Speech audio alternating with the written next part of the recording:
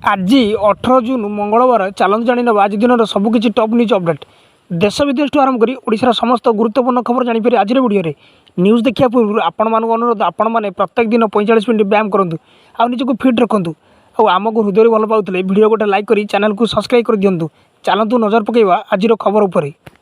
आज प्रथम खबर बालेश्वर गोष्ठी संघर्ष घटना मुख्यमंत्री देले कड़ा निर्देश। बालेश्वर में गोष्ठी संघर्ष को नहीं मुख्यमंत्री मोहन चरण माझी प्रतिक्रिया रखिंट। सोमवार मुख्यमंत्री बालेश्वर जिलापाल आलोचना कर स्थिति संपर्क में अवगत होगा सह परिस्थिति को नियंत्रण करने कड़ा निर्देश देते। मुख्यमंत्री कहते कौन परिस्थिति में शांति श्रृंखला व्याहत होगा दिज्व ना। ओडिशा एक शांतिप्रिय राज्य भाईचारा बजाय रखा से जनसाधारण को निवेदन कर सूचना मिली। परवर्ती खबर सलमान खां को 5 मासरे मिलानी 3 हत्या धमक। गिरफ हेले 25 वर्षर युवक। पुणी बॉलीवुड सुपरस्टार सलमान खां को हत्या धमक 5 मासरे मिलानी 3टी हत्या धमक। यह घटना पर मुंबई साउथ साइबर थाना एफआईआर पंजीकृत होती। सलमान खां को हत्या धमक देवा मामलें साइबर पुलिस आईपीएस धारा 506, 504 और 3400 आईटी एक्ट 66 अधीन एफआईआर पंजीकृत करथिला। घटना तदंत क्राइम ब्रांचर एक टीम राजस्थान जाइथिला। राजस्थान 25 वर्षर गुजर नामक युवक को पुलिस गिरफ करिछि। गिरफ पर मुंबई अणाई। किछि दिन तले लॉरेंस बिश्नोई गैंगर जड़े सदस्य सोशल मीडिया प्लाटफर्म यूट्यूब रे एक वीडियो अपलोड करथिले। अभियोग मुताबक यह भिडियो सलमान खां को जीवन मारिदेवा कथा कहला सूचना मिली। परवर्ती खबर राज्य में पाग देखि स्कूल छुट्टी निष्पत्ति नियाजिबो। आसंता काली सरुची खरा छुट्टी। यारी मध्य स्कूल खोलिबा को नहीं बड़ अपडेट आछि। स्थानीय पाणीपाग सूचना भितर जिलापाल मैंने स्कूल छुट्टी निष्पत्ति नेबाकू राज्य सरकार निर्देश देइछन्ति। अनुकूल पाग थिबा जिले में चलिबो सकाळ स्कूल सकाळ 6:30 रु दिन 10टा जाए पाठ पढ़ा हेबो। यह निर्देश आगामी 20 तारिख जाए बलवत्तर रहिबो। सारा राज्य में एवं ग्रीष्म प्रभाव जारी रही स्कूल खोलिबार तारीख घुंचाइबाकू दाबी करथिला ओडिशा माध्यमिक स्कूल शिक्षक संघ। सूचना योग्य गत एप्रिल 25 तारिख ठारू प्रथम और द्वादश श्रेणी पर्यंत विद्यालयगुड़िक बंद रही। राज्य सरकार विद्यालय और गणशिक्षा विभाग अधीन परिचालित स्कूलगुड़िक जून 17 जाए छुट्टी घोषणा करथिले। एही आधार आसंता काली विद्यालयगुड़िक खोलिबा कथा किंतु एबे भी राज्य में अधिकांश स्थान में ग्रीष्म लहरी जारी रही। तेणु विभिन्न महलू ग्रीष्म छुट्टी बढ़ाई दाबी होती सूचना मिली। परवर्ती खबर अंशुघात गला 41 जीवन। राज्य में एपर्यंत अंशुघात 41 जनकर मृत्यु है। एपर्यंत अंशुघात जनित मृत्यु नहीं 161 अभियोग आसीता बेले से 41 जनकर मृत्यु अंशुघात जनित बोली स्पष्ट होती। आहरी 73टी अभियोगर तदंत चली सूचना देते जनस्वास्थ्य निर्देशक नीलकंठ मिश्र।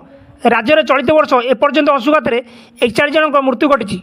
स्वतंत्र रिलीफ कमिशनर सत्यव्रत साहू आज ये सूचना देते। शव व्यवच्छेद और तदंत पर जिलापाल मैंने जो रिपोर्ट देते से 41 जनकर अंशुघात मृत्यु होता स्पष्ट होती।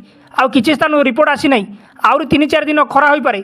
तेणु जिलापाल मानू सतर्क सूचना दिखाई।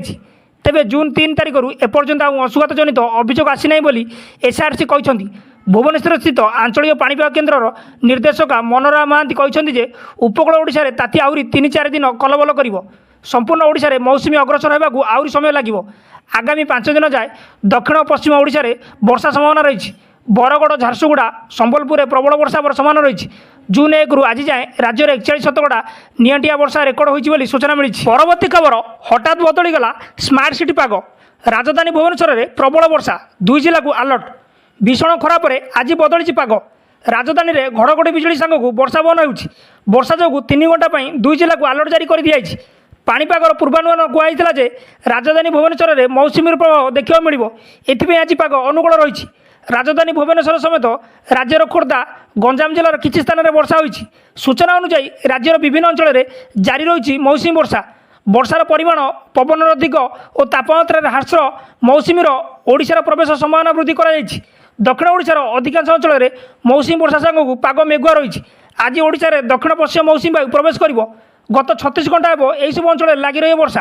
आज वर्षार विस्तृति बढ़िया सह परिमाण बढ़। आगामी 3 दिन ठारू वर्षार परिमाण बढ़। अधिकांश अंचल में प्रचुर परिमाण में वर्षा हो।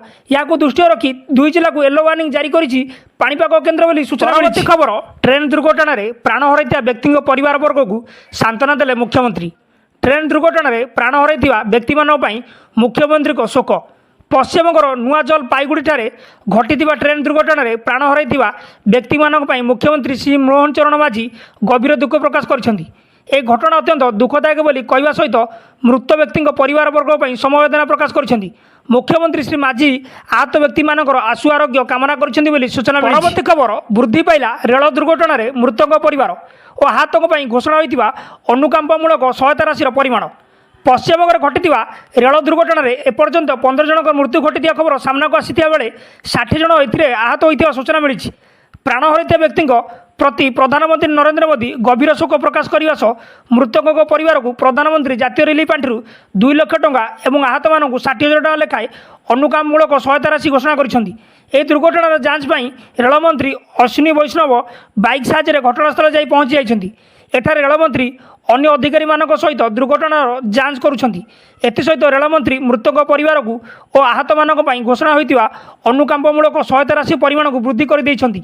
वृद्धि पाइथिबा अनुकंपामूलक सहायता राशि अनुसार मृतक परिवार को 10 लाख टଙ୍କା प्रदान करा सहित गंभीर आहत होता लोक 2.5 लाख टଙ୍କା और सामान्य आहत होता लोक 50,000 टଙ୍କା लेखाएं प्रदान करा घोषणा कर सूचना मिली। परवर्ती खबर श्रीमंदिर में भिड़ नियंत्रण पर व्यापक व्यवस्था होती 30 प्लाटून पुलिस मुतयन अच्छा और डीजीपी। गत 13 तारिख में श्रीमंदिर चारिद्वार खोला दि जापर सिंहद्वार सामने आउ पूर्व भली भिड़ रोना एकता सत किंतु श्रीमंदिर परिसर भितर प्रबल भिड़ लगी रोचे। श्रीमंदिर चारिद्वार खोलिया को नहीं पुलिस डीजी अरुण कुमार षडंगी प्रतिज्ञा रखिंट। से कहते भिड़ नियंत्रण पर व्यापक व्यवस्था कराई उभय मंदिर भितर और बाहर पुलिस व्यवस्था कराई। 4 दिन छुट्टी पड़ भिड़ देखा मिलता। 4 दिन खोलिया पर भिड़ को आखि आगे रखी प्रवेश और प्रस्थान पर व्यवस्था कराई। श्रीमंदिर सुरक्षा 30 प्लाटून पुलिस फोर्स मुतयन कराई सूचना मिली। परवर्ती खबर परमाणु बोमा रेस रे पाकिस्तान को पछरे पकेला भारत। जानतु केउं देश पाखे केते परमाणु बोमा अछि। परमाणु बोमा तैयारी करिया सारा विश्व में एक रेस चली। यह रेस रे भारत पाकिस्तान को पछरे पकाई देछि। समग्र विश्व में परमाणु बोमा उपर नजर रखुथिबा एक संस्था SIPRI सारा विश्व में परमाणु बोमा गुड़िकर ताजा तथ्य उपस्थान करिछि। जहाँ अनुसार भारत निकट में बर्तमान समुदाय 172टी परमाणु बोमा अच्छी। बर्तमान पर्यंत पाकिस्तान में मात्र 170टी बोमा अच्छी। गत 1 वर्ष मध्य भारत 8टी नूतन आणविक बोमा उत्पादन करथिया बेले पाकिस्तान कौन नूतन आणविक बोमा तैयारी करना सूचना मिली। खबर एणिकी बिजुली बिल भरिवे मुख्यमंत्री। आसाम मुख्यमंत्री हेमंत बिश्व शर्मा एक निर्देश देइछन्ति जे मंत्री विधायक एवं अधिकारी माने निजे विद्युत बिल भरिवे। से कहते जे यार उद्देश्य होची VIP संस्कृति को शेष करवा। एसहित विद्युत हार ह्रास करने को राज्य सरकार चेष्टा कर। मुख्यमंत्री मुख्य शासन सचिव आरंभ कर समस्त अधिकारी माने एथिरे बिजुली बिल भरिवे। दीर्घ 75 वर्ष राज्यर मुख्यमंत्री आरंभ कर अन्य मुख्यमंत्री बड़ बड़ सरकारी अधिकारी मानक बिजुली बिल सरकारी बजेट रू खर्च कराउतला। जहाँ जनसाधारण टंका एणिकी यही प्रथा बंद होगा जाऊँगी। जुलाई 1 ठारू ए व्यवस्था उच्छेद होगा जाउथिबार बेले मुख्यमंत्री निजे एवं मुख्य शासन सचिव निज टंकार बिजुली बिल भरण करेंगे। शर्मा कहते जुलाई 1 रु आमर विद्युत बिल पैठ करी मु एवं मुख्य शासन सचिव एक उदाहरण सृष्टि करी बोली सूचना मिली।